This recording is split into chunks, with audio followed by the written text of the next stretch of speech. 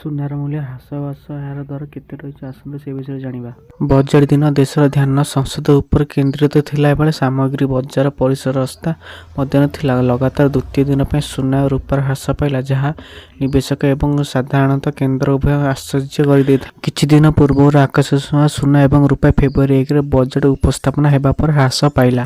ସୁନା ଏବଂ ରୂପାର ମୂଲ୍ୟରେ ଏହି ହ୍ରାସ କୌଣସି ଛୋଟ ସଫଳତା ନୁହେଁ। ମଲ୍ଟି କମୋଡିଟି ଏକ୍ସଚେଞ୍ଜରୁ ତଥ୍ୟ ଦେଇଥିଲେ ପରିସ୍ଥିତି ବହୁତ ଚିନ୍ତାଜନକ ମନେ ହୁଏ। ଜାନୁଆରୀ 29 ତାରିଖରେ ପ୍ରତି କିଲୋଗ୍ରାମ 4.1 ଲକ୍ଷ ଥିଲାବେଳେ ରୂପାର ମୂଲ୍ୟ 2.66 ଲକ୍ଷରେ କାରବାର ହେଉଛି। ଏହାର ଅର୍ଥ ହେଉଛି କିଛି ଦିନ ମଧ୍ୟରେ ରୂପାର ମୂଲ୍ୟ 1.36 ଲକ୍ଷ ହ୍ରାସ ପାଇଛି। ସୁନା ପାଇଁ ମଧ୍ୟ ସମାନ ପରିସ୍ଥିତି। ଜାନୁଆରୀ 29 ତାରିଖରେ ସୁନାର ମୂଲ୍ୟ 1.69 ଲକ୍ଷର ସର୍ବୋଚ୍ଚ ସ୍ତରରେ ପହଞ୍ଚିଥିବା ସୁନାର ଭବିଷ୍ୟ ପ୍ରାୟ 1.38 ଲକ୍ଷରେ କାରବାର ହୋଇଛି। 10 ଗ୍ରାମ ସୁନାର ମୂଲ୍ୟ 1.46 ଲକ୍ଷ ହ୍ରାସ ପାଇଛି। ତଥ୍ୟ ବିଶ୍ଳେଷଣ ମାତ୍ର 2 ଦିନ ଭିତରେ ମୂଲ୍ୟ 30,000ରୁ ଅଧିକ ହ୍ରାସ ପାଇଛି। ଯଦିଓ ଆଜି ସୁନାର ବଜାର ବନ୍ଦ ଅଛି, ଜାନୁଆରୀ 30 ତାରିଖ ରୂପା 40,000 ଏବଂ ସୁନା 9,500 ହ୍ରାସ ପାଇଛି।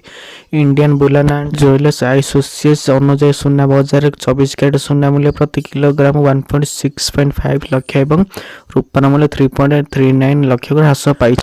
ପରବର୍ତ୍ତୀ ଖବର ପୂଜା 2026 ମସିହାର ବଜେଟକୁ ଓଡ଼ିଶା ଉପରେ ବଡ଼ ଘୋଷଣା କରାଯାଇଛି। ଅର୍ଥମନ୍ତ୍ରୀ ନିର୍ମଳା ସୀତାରମଣ ବଜେଟରେ ନିର୍ମଳା ଓଡ଼ିଶା ପାଇଁ ଗୁରୁତ୍ୱପୂର୍ଣ୍ଣ ଘୋଷଣା କରିଛନ୍ତି। ଓଡ଼ିଶା ବଜେଟ୍ 5ଟି ରାଜ୍ୟରେ ବିରଳ ଖଣିଜ କରିଡରକୁ ନେଇ ଘୋଷଣା କରିଛନ୍ତି। କେରଳ, ଓଡ଼ିଶା, ତାମିଲନାଡୁ, ଛତିଶଗଡ଼ ଓ ଝାଡ଼ଖଣ୍ଡ ଏହି କରିଡର ନିର୍ମାଣ ହେବ। ନିର୍ମଳା କହିଛନ୍ତି, ଆମ ସରକାର ନିଯୁକ୍ତି ଓ ଉତ୍ପାଦନକୁ ଗୁରୁତ୍ୱ ଦେଇଛନ୍ତି। କେନ୍ଦ୍ର ପକ୍ଷରୁ ଓଡ଼ିଶା ଓ କଇଁଛଙ୍କ ପାଇଁ ପଥ ବିକଶିତ କରିବା ଯୋଜନା ଘୋଷଣା କରାଯାଇଛି।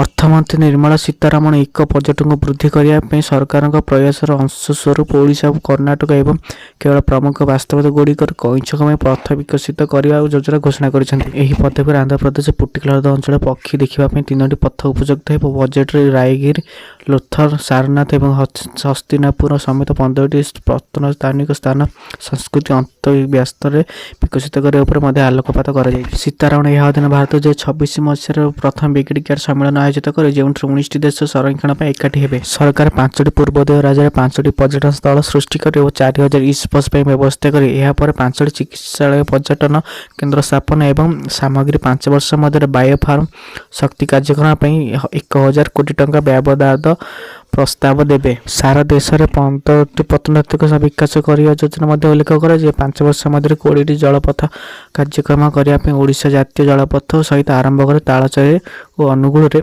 ଖଣିଜ ସମୃଦ୍ଧ ଅଞ୍ଚଳର କଳିଙ୍ଗ ନଗର ଓ ଭଳି ଶିଳ୍ପ କେନ୍ଦ୍ରଗୁଡ଼ିକ ପାରାଦୀପ ଧାମରାମ ସହିତ ସଂଯୋଗ କରିବା ପାଇଁ ଅନ୍ତର୍ଭୁକ୍ତ ଆଭ୍ୟନ୍ତରୀଣ ଜଳପଥକୁ ସେବା ଯୋଗାଇ ଦିଆଯାଇଥିବା ଜାହାଜ ମରାମତି ଇକୋସିଷ୍ଟମ 12 ଏବଂ ପାଟଣାରେ ମଧ୍ୟ ସ୍ଥାପନ କରାଯାଇଛି। ପରବର୍ତ୍ତୀ ଖବର ବଜେଟ୍ ଶିଳ୍ପ କୃଷିର ପ୍ରାଧାନ୍ୟ।